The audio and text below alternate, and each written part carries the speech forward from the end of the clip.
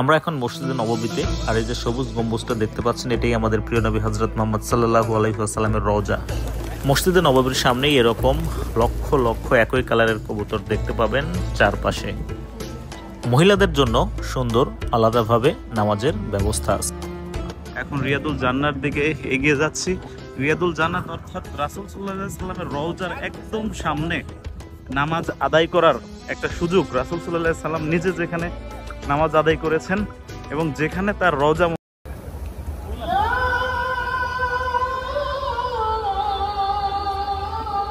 এটি মসজিদে নববীর রাতের পরিবেশ, অর্থাৎ নববীর চারপাশে রাতের এই অবস্থা। আমি এখন আছি মদিনায়, আর আজকে আপনাদেরকে দেখাবো মদিনার সবচেয়ে গুরুত্বপূর্ণ জায়গা মসজিদে নববী।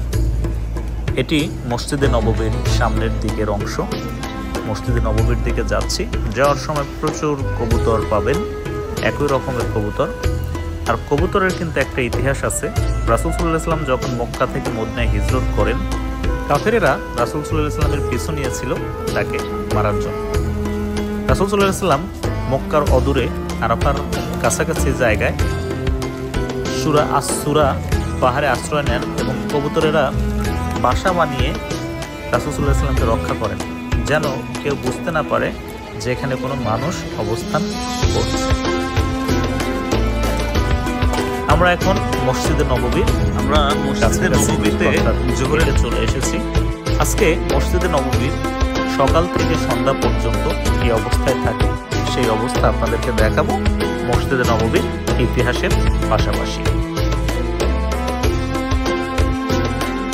মসজিদে নববী নির্মাণে রাসূল সাল্লাল্লাহু আলাইহি ওয়াসাল্লাম সরাসরি যুক্ত ছিলেন, অর্থাৎ মসজিদে নববী যখন নির্মাণ করা হয় রাসূল সাল্লাল্লাহু আলাইহি ওয়াসাল্লাম নিজে এর ইট বালি পাথর নিজ হাতে বহন করেছিলেন। এই যে সবুজ গম্বুজটা সামনে দেখতে পাচ্ছেন এটাই আমাদের প্রিয় নবী হযরত মুহাম্মদ সাল্লাল্লাহু আলাইহি ওয়াসাল্লামের রওজা মোবারক।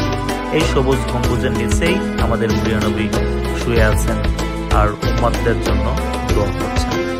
আমাদের নবী কিন্তু জিন্দা নবী। তিনি বাহ্যিকভাবে আমাদের মাঝে না থাকলেও তিনি আমাদের সকল কথা শোনেন। তার রওজায় যখন যা আমরা সালাম দিই, সালামের সামনে এই জায়গা রিয়াদুল জান্নাত, অর্থাৎ জান্নাতের অংশ। আমরা সেখানে এখন যাব, আজকে নামাজ আদায় করব। আমাদের আজকে সিরিয়াল জোহরের নামাজ পড়েছি। শত শত মুমিন মুসলমান রাসূল সাল্লাল্লাহু আলাইহি ওয়াসাল্লামের রওজা মোবারকে সালাম দেওয়ার জন্য যাচ্ছেন। আমরা সালাম দিয়েছি, এখন আমরা নামাজ পড়তে যাব। মসজিদে নববী মুসলিমদের কাছে অন্যতম একটি পবিত্র স্থান। এর গুরুত্ব মক্কার মসজিদুল হারামের পরেই। রাসূল সাল্লাল্লাহু আলাইহি ওয়াসাল্লাম যখন মক্কাতে হিজরত করেন তখন মদিনাতে এসে সর্বপ্রথম রাসূল সাল্লাল্লাহু আলাইহি ওয়াসাল্লামের উট যে জায়গায় দাঁড়িয়েছিল সেই জায়গায় এই মসজিদে নববীর গেট। আর এই জায়গাটি ছিল দুটি এতিম শিশুর, যেটি রাসূল সাল্লাল্লাহু আলাইহি ওয়াসাল্লাম পরবর্তীতে মসজিদ নির্মাণের জন্য তাদেরকে এই জায়গার সমমূল্য পরিশোধ করে মসজিদের জন্য জায়গাটি ক্রয় করেন।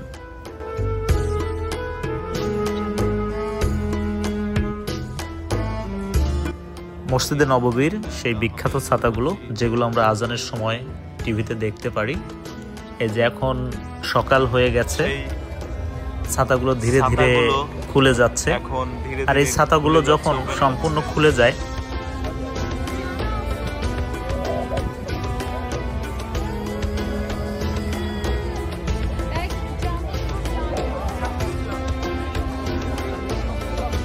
এই ছাতাগুলোর উচ্চতা প্রায় 80 ফুটের মতো, আর এর ওজন প্রায় 16 টন। এক একটা ছাতার ওজন প্রায় 16 টন। আর এটা যখন সম্পূর্ণ খুলে যায় তখন 3600 বর্গ ফুটের মতো ছায়া দেয়। এক একটা ছাতা এতটা উচ্চতা। আর এই ছাতাগুলো অনেক শক্তিশালী ঝড়েও টিকে থাকার মতো শক্ত করে তৈরি। ছাতাগুলো দেখতে অনেক সুন্দর। আপনারা যখন মসজিদে নববীতে আসবেন, মদিনায় আসবেন, মদিনায় আসলে তো সবসময় আপনারা মসজিদে নববীতে এসে নামাজ আদায় করবেন, রাসূল সাল্লাল্লাহু আলাইহি ওয়াসাল্লামের রওজায় সালাম দেবেন, চারপাশেই থাকবেন। খুব গুরুত্বপূর্ণ একটি জায়গা আমাদের জন্য। এখানে আমাদের প্রিয় নবী শুয়ে আছেন, এর পাশেই জান্নাতুল বাকি কবরস্থান, সেখানে প্রায় 10,000 সাহাবী শুয়ে আছেন। রাসূল সাল্লাল্লাহু আলাইহি সাল্লামের মেয়ে, স্ত্রী আয়েশা রাদিয়াল্লাহু তাআলা আনহার কবর, হযরত ওসমান রাদিয়াল্লাহু তাআলা আনহার কবর এই মসজিদের কিন্তু পেছনেই।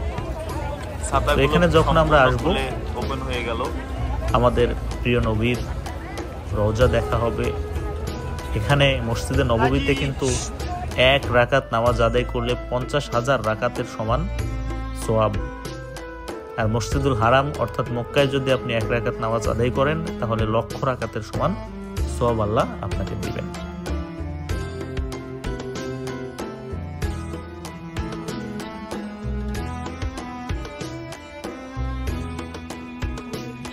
মসজিদে নববীতে মহিলাদের জন্য আলাদাভাবে নামাজের অনেক সুন্দর ব্যবস্থা আছে, যেখানে মহিলারা নামাজ পড়ছেন।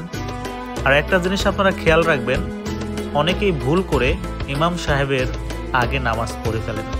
অর্থাৎ বুঝতে পারি না আমরা যে ইমাম সাহেব কোন জায়গায় দাঁড়িয়ে আছেন, কারণ ইমাম সাহেবের আগে কিন্তু দাঁড়ানো যাবে না। দেখবেন ওখানে ইংরেজিতে লিখে দেওয়া আছে একটা সবুজ কালি দিয়ে যে দ্য লাইন উইথ ইমামস, মানে ইংরেজিতে লেখা আছে, আমি লেখাটা সঠিকভাবে এখন বলতে পারছি না। দেখবেন যে সবুজ কালি দিয়ে লেখা আছে যে ইমামের জায়গা এটা, আপনি ইমামের ওই পিছন থেকে দাঁড়াবেন। আমরা কিন্তু ভুল করে সামনে দাঁড়িয়ে পড়ি, মানে ওই লেখাটার সামনে দাঁড়ালে কিন্তু আপনার নামাজ হবে না, কারণ আপনি ইমাম সাহেবের আগে দাঁড়িয়ে গেলেন। যদি জামাতে নামাজ পড়েন সেক্ষেত্রে কিন্তু এই বিষয়টা আপনাকে খেয়াল রাখতে হবে।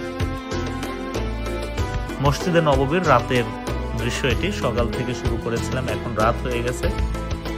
সর্বক্ষণ সব সময় এরকম মানুষজন বিশ্বের চতুর্প্রান্ত থেকে এসে এখানে ইবাদত বন্দেগী করছেন, শুধু আল্লাহ সন্তুষ্টি অর্জন করার জন্য। আমাদের প্রিয় নবীর রওজা এখানে।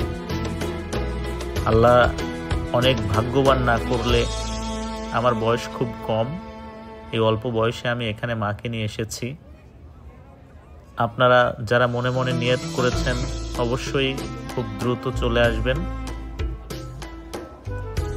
এসে আপনারা একজন দেখুন অসুস্থ মানুষ, হাঁটতে পারছেন না, তাও এখন নামাজের সময় হয়ে গেছে, উনি নামাজের জন্য এভাবে চলে এসেছে মসজিদে নববীতে। ওনাকে কিছু লোক সাহায্যও করলেন। আপনারা যারা নিয়ত করেছেন আল্লাহ আপনাদের নিয়ত পূরণ করুক, অতি দ্রুত আপনারা যান।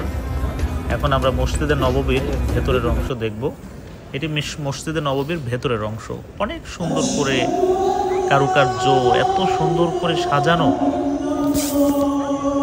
সৌদি আরবের মানুষের, সরকারের একটা বিষয়, ওনারা যে টাকা ইনকাম করেন তার অধিকাংশ, এই যে ডিজাইনগুলো দেখতে পাচ্ছেন, এটা মসজিদে নববীর জন্যই শুধু করা হয়েছে। এই ডিজাইন আপনি আর কোথাও পাবেন না, ইভেন পৃথিবীর অন্য কোনো মসজিদে আপনারা পাবেন না, কারণ এই ডিজাইনগুলো করার জন্য সৌদি সরকার আলাদাভাবে ফ্যাক্টরি করে রেখেছেন শুধু মসজিদুল হারাম আর মসজিদে নববীর ভিতরের সৌন্দর্য, বাইরের সৌন্দর্যের এই কাজগুলো করার জন্য।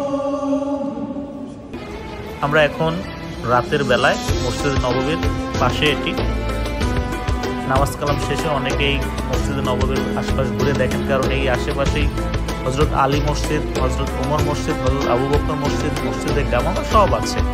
আল্লাহ হাফেজ।